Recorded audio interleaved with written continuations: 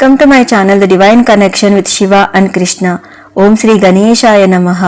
ఓం శ్రీ గురుభ్యో నమః. శివకేశవులకు ఎంతో ప్రీతిపాత్రమైన కార్తీక మాసంలో కార్తీక దీపాలతో పరమేశ్వరుణ్ణి ఆరాధించటం ఎంతో విశేషమైనది.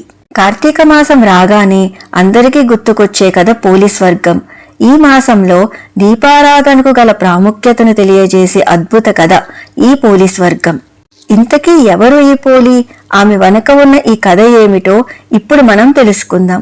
పూర్వం ఒక ఊరిలో ఒక చాకలి ఉండేది. ఆ చాకలికి 5 కోడళ్ళు. వారిలో చిన్న కోడలే ఈ పోలమ్మ. పోలి అని పిలిచేవారు. తను చిన్ననాటి నుండి మహాశివభక్తురాలు. ప్రతిదినము ప్రాతకాలం సూర్యోదయానికన్నా ముందుగానే నిద్రలేచి నిత్యకృత్యాలన్నీ పూర్తి చేసుకుని శుచి అయి భగవంతుని ఎంతో భక్తితో ఆరాధించేది. సకల సద్గుణవంతురాలైన పోలి పెళ్ళైన తర్వాత కూడా భర్తకు అత్తమామలకు అనుకూలవతి ఉంటూ భర్తనే దైవంగా భావించే మహాపతివ్రత. ఎవరి మనసుని నొప్పించకుండా మధురంగా ప్రియంగా భాషించే పోలి తన శివభక్తితో గుణగణాలతో అందరి మనసుని చోరగుంది. దానివల్ల అత్తగారికి మిగిలిన 4 తోటి కోడళ్లకు చిన్న కోడలంతే ఈర్షగా ఉండేది. అత్తగారికి తనంతటి భక్తురాలు వేరొకరు లేరు అన్న నమ్మకం, ఆచారాలను పాటించే హక్కు కేవలం తనకి మాత్రమే ఉంది అన్న అహంభావం. ఇంకా ఆ పెద్ద కోడళ్ళు కూడా అత్తకు తగ్గ కోడళ్ళుగానే ఉంటూ పోలిని చిన్న చూపు చూసేవారు. అయినా పోలి మాత్రం మారు మాట్లాడకుండా ఎంతో అనుకువగా ఉంటూ మౌనంగా వాటిని సహిస్తూ ఎప్పుడూ శివభక్తిలోనే లీనమై ఉండేది. ఇలా ఉండగా శివభక్తులకు ప్రీతిపాత్రమైన కార్తీక మాసం రానే వచ్చింది. ఈ కార్తీక మాసం 1 రోజులు ఆశ్వయుజ బహుళ అమావాస్య మొదలుకుని కార్తీక బహుళ అమావాస్య వరకు శాస్త్రాల్లో తెలిపిన రీతిగా నదీ స్నానాలు ఆచరిస్తూ అక్కడ దీపం వెలిగించి నదిలో వదలటం అన్నది మన ఆచారం. కాబట్టి శివభక్తురాలైన పోలికి ఈ కార్తీక మాసంలో నదీ స్నానానికి వెళ్ళి అక్కడ కార్తీక దీపాలు వెలిగించుకోవాలి అని ఎంతో ఆశపడింది. కానీ ఈర్ష్యతో రగిలిపోతున్న అత్తగారు మాత్రం చిన్న కోడలైన పోలికి ఏవేవో పనులు పురమాయించి ఇంటిలోనే ఉండమని చెప్పి తన పెద్ద కోడళ్లను వెంట పెట్టుకుని నదీ స్నానానికి బయలుదేరేది.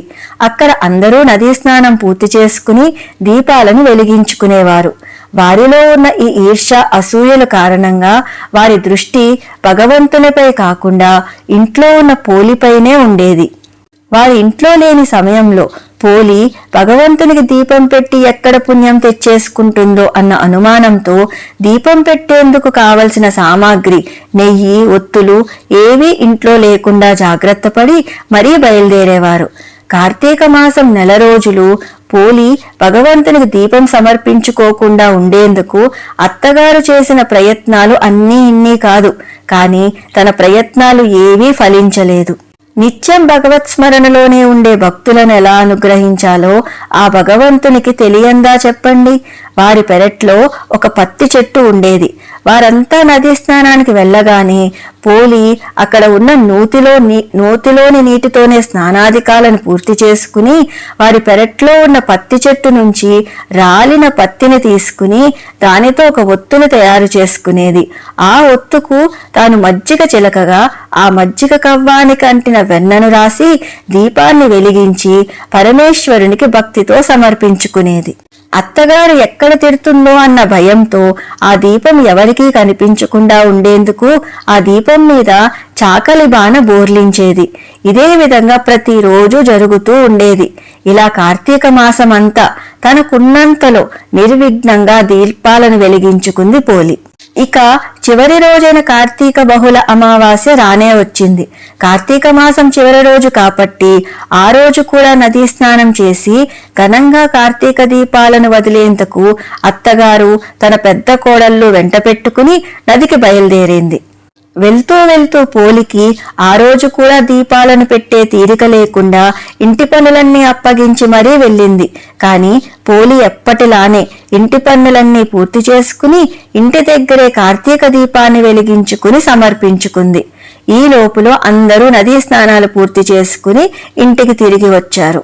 వారు తిరిగి రాగానే పోలి అత్తగారితో వినయంగా, అత్తగారు, ఈ రోజు కార్తీక మాసం ఆఖరి రోజు కాబట్టి మీరు అనుమతిస్తే ఈ ఒక్క రోజైనా నేను నదికి వెళ్ళి అక్కడ నదిలో స్నానం చేసి దీపాన్ని వెలిగించుకుని భగవంతునికి సమర్పించుకోవాలి అని ఆశగా ఉంది అని తన కోరికను వ్యక్తపరిచింది.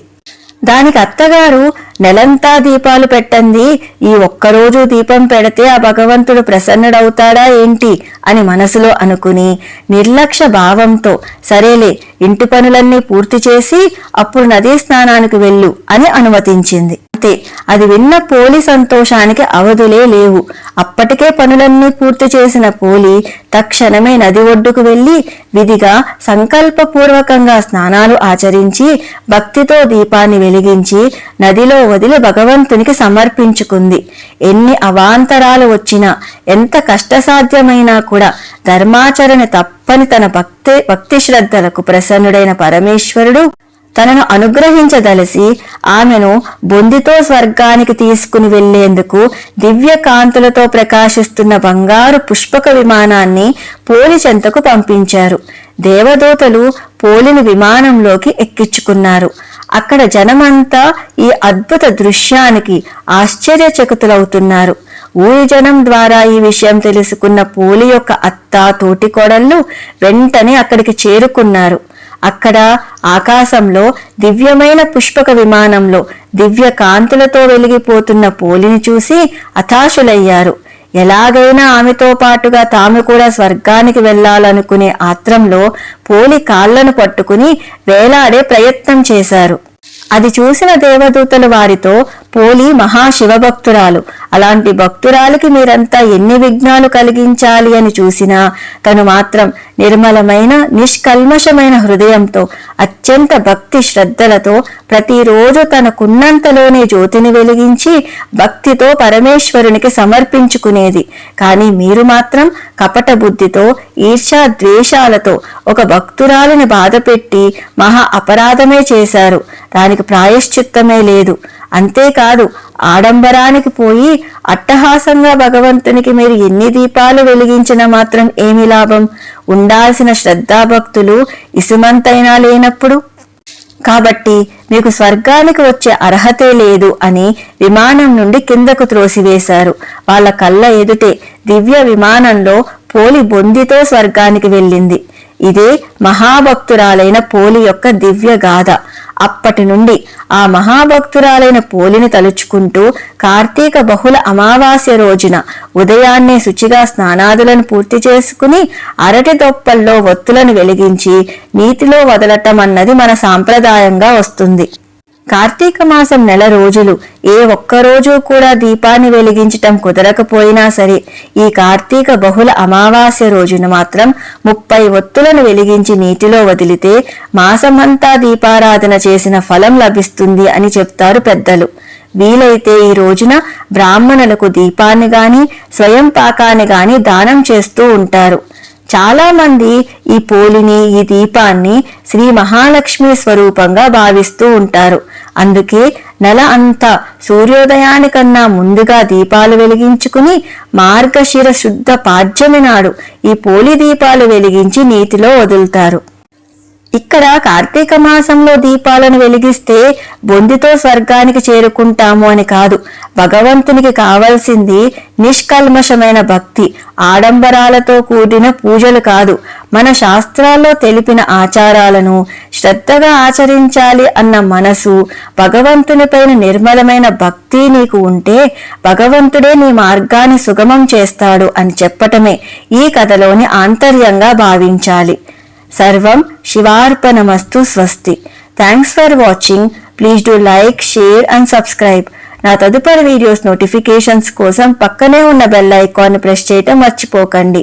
ఇంకొక దివ్యమైన భగవద్భక్తుల కథతో త్వరలోనే మళ్ళీ కలుద్దాం. కృష్ణ సఖి.